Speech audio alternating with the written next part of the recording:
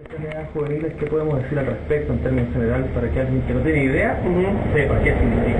Especialidades juveniles es un campo de recursos para los líderes de la nueva generación. Lo que hacemos es dar herramientas y materiales para aquellos que trabajan con jóvenes y adolescentes.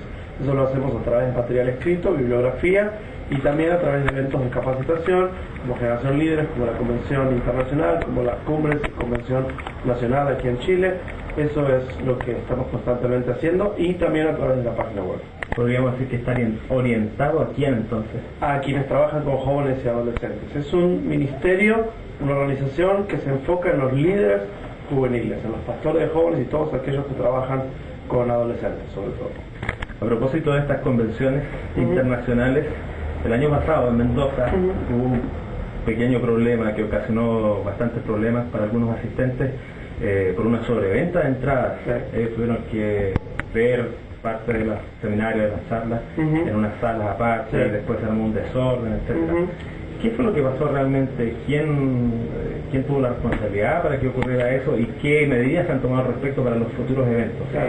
Lo que sucedió fue que alguien hizo un abuso de confianza. En una oficina que abrimos en Mendoza, alguien se aprovechó de responder el teléfono y abrió una cuenta de banco similar a la nuestra, donde empezó a inscribir gente. Esa gente no estaba en ninguno de nuestros registros, no solo de nombre, sino de dinero, así que fue una estafa que nos hicieron. Esta persona estuvo vendiendo entradas a través de un depósito bancario que en vez de hacerse en nuestra cuenta, se hacía en su cuenta, que era similar a la nuestra, y toda esa gente que llegaba con su recibo de banco fue admitida. Se le daba su brazalete, se le daba su material, y una vez adentro fue que con tanta gente nos dimos cuenta que algo estaba pasando y que al final quienes hacen las cuentas se dieron cuenta que sus recibos eran distintos a los otros recibos, en realidad eran iguales pero tenían un número distinto y un nombre parecido, y que 400 personas extras entraron así.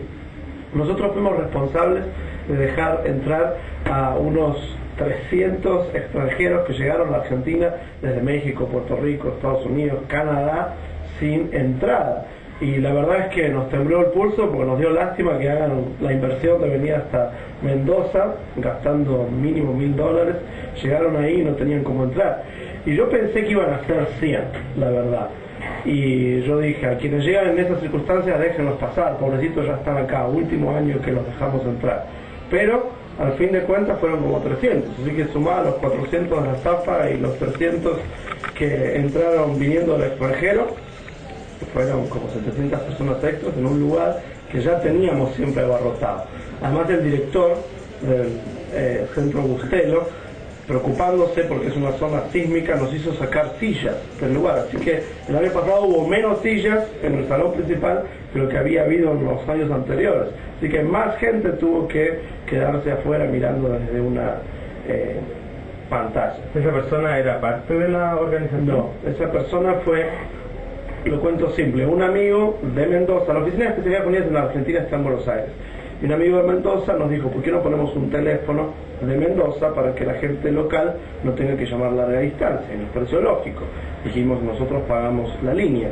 Y él nos ofreció que en su oficina, que es una oficina que comparte con varios amigos cristianos, alguien que sea un amigo iba a responder nuestro teléfono.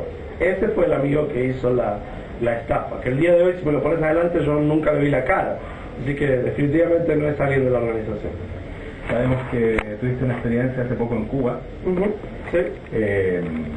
Y desde el Departamento de Medios de Especialidades Juveniles se dijo que había sido una revolución. ¿En qué términos se puede interpretar esa revolución? ¿Cómo fue la experiencia allí en Cuba? Fue increíble porque hubo más de 400 pastores jóvenes en una iglesia central en La Habana. Vinieron pastores de jóvenes y pastores en general que vinieron de todos los rincones de Cuba, y eso no pasa muy seguido, pasa a veces pero no demasiado seguido, y nunca había pasado en cuanto a trabajar con jóvenes. Ha habido reuniones de pastores, ha habido reuniones evangelísticas, pero no de pastores de jóvenes pensando en trabajar con la juventud cubana.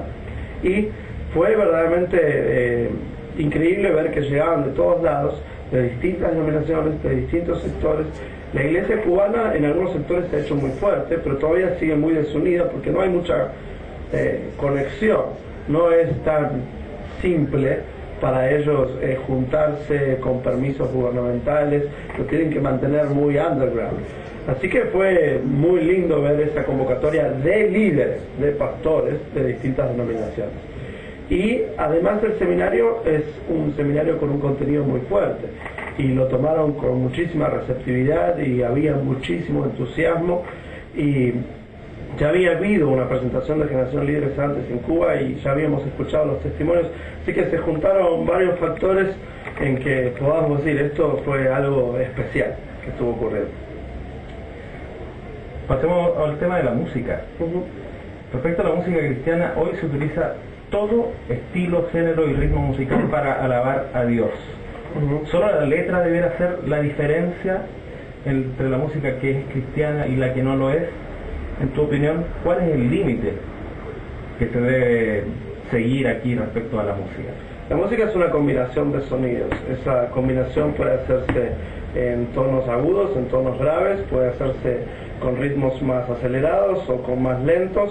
La verdad es que la música es completamente neutra porque es una combinación de sonidos. Yo no creo que hay algo como música cristiana o música no cristiana. Lo que es cristiano o no cristiano es la letra, pero sobre todo el testimonio de quienes están detrás de esa música. No creo que haya ningún límite en qué tipo de combinación de sonidos podemos hacer, porque nuestro oído tiene la capacidad de recibir todos esos sonidos que tienen que ver con el diseño de Dios. Y la capacidad de poder entrelazarlos y combinarlos tiene que ver con la creatividad que nos dio Dios. Así que yo no veo ningún límite en cuanto a qué estilo musical podemos utilizar para alabar a Dios. ¿Pero hacemos música que nos agrada a nosotros o que le agrada a Dios? Yo no veo la diferencia, porque el Señor nos dio la capacidad de disfrutar de la música. Supongo que Él disfruta con que nosotros disfrutemos.